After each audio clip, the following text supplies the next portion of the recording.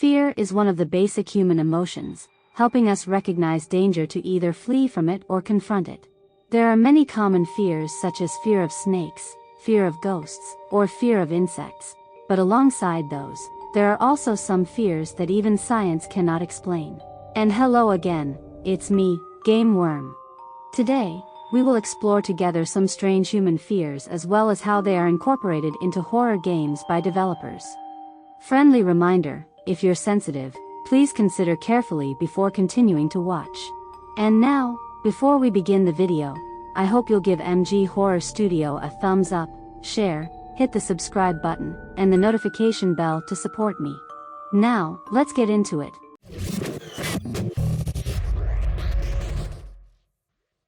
Thalassophobia, fear of the deep sea. If you feel chest tightness, difficulty breathing, sweating, and rapid breathing when standing under the sea, you are suffering from a special condition called thalassophobia. In ancient Greek, thalassa means sea, and phobos means fear, so thalassophobia is a term recognized by scientists to refer to those who feel fear when near or under the sea. Actually, feeling uncomfortable, tightness, or rapid heartbeat when suddenly encountering deep water in ponds, lakes, oceans, or swimming pools is quite normal. That's why when you go swimming, you often start in shallow water and then gradually swim to deeper parts of the pool. However, those who suffer from thalassophobia are a bit different because regardless of whether they are in shallow or deep water, just a slight contact with seawater can cause some individuals to become overwhelmed with panic and uncontrollable fear. I have to explain a little more because people often confuse thalassophobia with another condition called aquaphobia. Someone with aquaphobia is afraid to come into contact with water, while those with thalassophobia are not afraid of water but are afraid of the sea. Generally, there are countless reasons why someone might fear the ocean, such as fear of the sensation of being tossed by waves, or fear of the depth and breadth of the sea. Some fear being attacked by sharks while swimming, or simply fear drowning without anyone to rescue them, and so on. By now, you might feel like you have some symptoms yourself, and yes, this fear is considered the most common mental disorder in the United States by the American Psychiatric Association. Most people have one or more symptoms related to this disorder, but the severity varies, so it's often overlooked. This condition often occurs due to genetics, living environment, or past complications. For example, one day you were stung by a jellyfish, and since then, every time you set foot in the sea, you remember that experience and dare not go down again. Or another example, when you're in the sea, you suddenly think that there might be a shark appearing, and that's thalassophobia. The symptoms of this disorder are numerous, including dizziness, nausea, rapid heartbeat, shortness of breath, or sweating, with some people even feeling like fleeing or fainting. For those with mild symptoms, these symptoms only appear when they go into the sea, but for those with severe symptoms, just seeing the sea from a distance or looking at pictures of the sea makes them want to leave immediately. That's why many game developers have decided to incorporate this strange syndrome into their games. The first notable title might be Subnautica by Unknown Worlds Entertainment, a game where you play as Maintenance Chief Riley, who survives a rare space accident and drifts to a water-covered planet, having to find a way to survive there. It must be admitted that the game depicts the underwater environment quite well. In shallow waters, everything is extremely colorful, the sea surface is clear, there are coral reefs and friendly marine creatures, but as you venture into deeper areas, the environment around you gradually changes towards the darkest direction imaginable. Of course, accompanied by a combo of sea monsters, even some you don't know where they came from. And you know, when playing games on land, you only need to care about what's above and around you, but playing games underwater, enemies could come from any direction, and if a shark suddenly swims up from below and bites your little brother, it's like burying a love affair. In general, if you like simulating underwater diving, you should play this game, but for those who fear the sea, or get motion sickness like me, well, playing for 5 minutes means it's time to go see Aunt Hugh immediately. Another fairly popular game is The Witcher 3. Actually, people with thalassophobia can still play this game, but you have to avoid the side quest to search for treasure under the sea. Just by hearing the name of the quest, you probably understand, right? You have to dive deep into the sea to complete the task, and during this process, You will have to face the ghosts of those who drowned before, as well as whales in this dark atmosphere. The most tiring part is that you have to dive without knowing when you have to come back up. In general, depending on the severity of this syndrome, you should choose games that are suitable. For those with thalassophobia, you can still play certain games, just avoid games set in deep seas. But for those with severe fear of the sea, you almost can't play any games because nowadays, most games somehow have a sea or near sea setting. Even Genshin Impact has the Fontaine, so it's really difficult for those with this condition to play that game. Coulrophobia, fear of clowns. I don't want to talk about clowns at all because I'm scared of them as much as I'm scared of my mom's wooden spoon. But compared to psychological trauma, physical trauma still causes more damage, so, shall we? The term clown first appeared in the 16th century, inspired by the words colonus or clod, used to refer to a rustic, mud-splattered person. Throughout history, clowns have often been associated with the image of a foolish, silly person. So the question here is, why are some people afraid of them?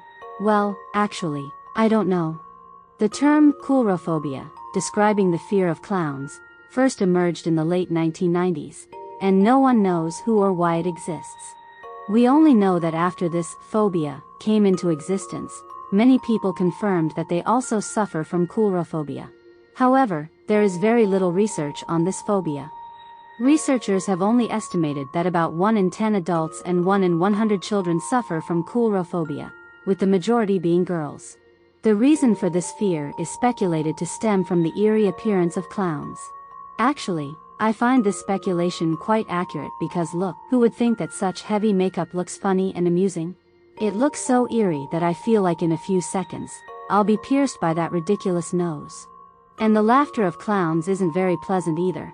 It sounds more eerie than funny, to the point that just hearing it gives me goosebumps. Another reason leading to coulrophobia is perhaps the awareness of serial killer clowns. Like, when facing a clown, people have two different views. For normal people, they see it as a friendly clown bringing lots of laughter, but for those with coulrophobia, they feel like that clown is about to stab their ancestors. This syndrome may have started with John Wayne Gacy, the first clown serial killer in history with a record of 33 murders in 1968. So in a way, people with coulrophobia feel afraid of clowns partly because they don't know what kind of person is behind all that heavy makeup, and whether they should trust that person or not. Symptoms of coulrophobia are similar to other fear phobias, just seeing a clown makes you uncomfortable. For me, I feel a lump in my throat, nausea, or goosebumps when I see or think about clowns. So people with this phobia always avoid attending events or parties with the presence of clowns.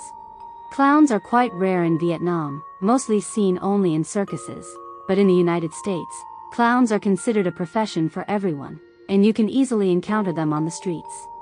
That's why many game and movie creators have used this phobia to scare players, notably the clown IT in the movie of the same name, or the clown in American Horror Story, Freak Show, with its unique makeup and horrifying scenes. As for games, there are some titles I'll never want to touch, unless I'm forced to. First is Clown by Carhay Interactive, where you have to play a maze game with a fat clown wielding a dumbbell. The graphics aren't that great, but for people like me who fear clowns, it's enough to give chills. Also, Dead Island 2 is another title that provided me with a memorable experience. At first, Dead Island 2 seems to have nothing to do with clowns. I was playing the game in a very chill, happy state, until I encountered Butcho. This clown zombie is the most terrifying nightmare I've had to experience to complete the Dead Island video, and I swear I will never touch this game again, both because of its difficulty and its horrific appearance. If anyone looks at it and still says clowns are friendly, then they should lead them. In general, to exploit this fear well, game creators only need one clown. Really, I feel like they don't need to add anything bloody to clowns because just the white makeup alone is enough to scare people. Adding blood and gruesome details to them is like doubling the fear, and truly, those of you with this phobia, don't try playing those games. Trust me, sincere advice from someone who's also afraid of clowns. Claustrophobia, fear of enclosed spaces. Unlike coulrophobia, which has a specific target, claustrophobia, or the fear of enclosed spaces, is rather abstract, similar to thalassophobia or the fear of the sea. You feel scared when surrounded by a small, tight space from which you cannot easily escape. There are many situations that can make you realize whether you have claustrophobia or not, such as being in an elevator. If you feel uncomfortable or distressed when crowded in an elevator, or standing in a narrow one, then you may be experiencing claustrophobia. Another scenario is being in a room without windows, small or cramped, or even when wearing tight clothing. The reason for this fear stems from feeling unsafe in such situations. For example, when in an elevator, you might wonder, what if the elevator falls? How would you escape? Would you survive? Or when in a windowless room, if something dangerous were to happen, what would you do to get out of there or simply to survive? There are many uncertainties and what ifs.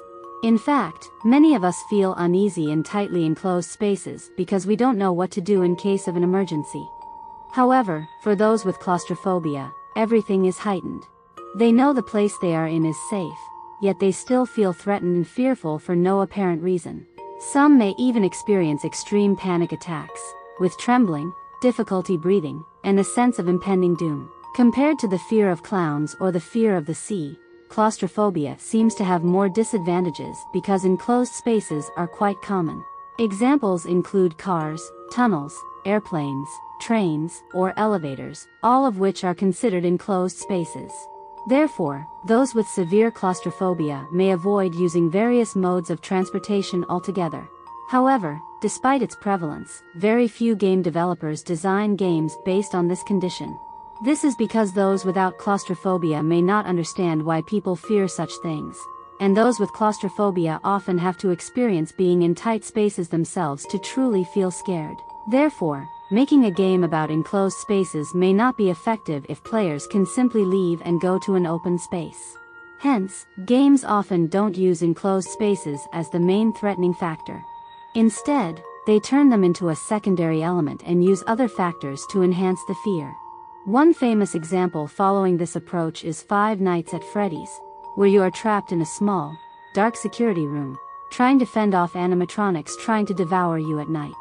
The game developers use the game mechanics to make players sit still and restrict movement, then add sounds, images, and threats from the animatronics to simulate how a person with claustrophobia might feel. Another well-known example is Dead Space. You might wonder why a game set on a spaceship is called enclosed space. The truth is, it's not just about being trapped in a small corner. Although the map of Dead Space is large, the places you can run in the game are few or almost non-existent. The game developers use the tight spaces on the spaceship to narrow down the player's movement, making the threats even more terrifying. In summary, game developers exploit claustrophobia in abstract and complex ways in horror games compared to the two phobias mentioned earlier. If they were to create a truly enclosed space, they wouldn't know how to make players scared, as they can't simply lock the character in a box and wait for them to scream. Therefore, monsters, sounds, and graphics are the key elements that push the fear of games inspired by claustrophobia to its peak. Developers expand the map but then use characters and game mechanics to restrict your movement, followed by using jump scares to make you feel unsafe everywhere you go. The rest is up to your brain to do the rest. In general, humans have many strange fears that have been incorporated into horror games, and the above are just 3 of many conditions that scientists have discovered. I know this video isn't scary, but the images in the video may be unsettling for some of you who have the phobias I mentioned earlier, and that's why I had to put a warning at the beginning of the video.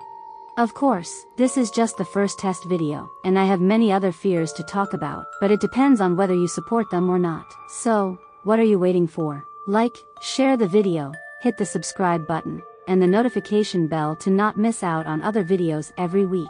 For now, goodbye, I'm MG Horror Studio. Thank you for being here.